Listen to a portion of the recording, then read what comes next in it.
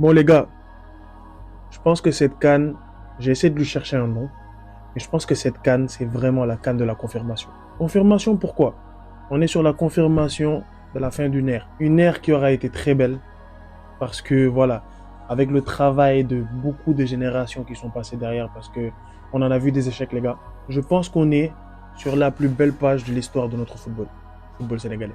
Certains ont vu 2002, on a vu 2004, on a vu 2012, on a vu 2017, on a vu 2019. Franchement, on a bavé. Hein. On a la confirmation que oui, et enfin, le Sénégal est un grand d'Afrique. Mais on a toujours eu ce bémol du manque de trophées dans notre placard.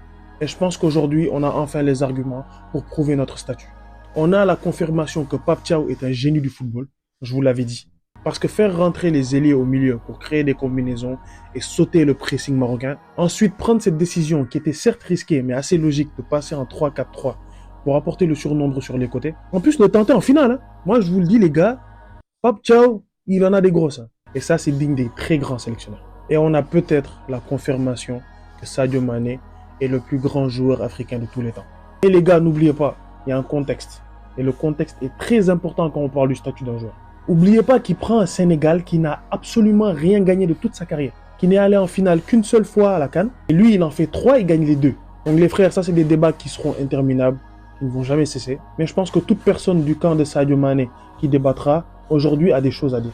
Donc je vous dis les gars, je fais ça en freestyle, j'ai rien noté tu vois. Et franchement pour la première, j'avais plus de mal à contrôler mes émotions. Peut-être dû au fait que c'est la première, dû au fait que j'étais moins mature que maintenant. Mais celle-là, je dois dire qu'elle a un goût particulier les gars. Parce que justice de Dieu, il y en a. En tout cas les gars, inspirez cette ère de gagnant, profitez à fond. Si vous allez à l'école en champion d'Afrique. Si vous allez au taf, que ce soit au bureau ou dans les champs, allez-y en champion d'Afrique les gars. Donc les gars, c'est la fin de cette compétition. Et franchement, je vous dis, ça me fait mal parce que c'est ma compétition préférée. Mais ça m'aura fait plaisir de faire ces vidéos pour vous. J'espère que vous avez aimé. Mais on se retrouve très très vite les gars. On se retrouvera en champion d'Afrique. D'ici là, les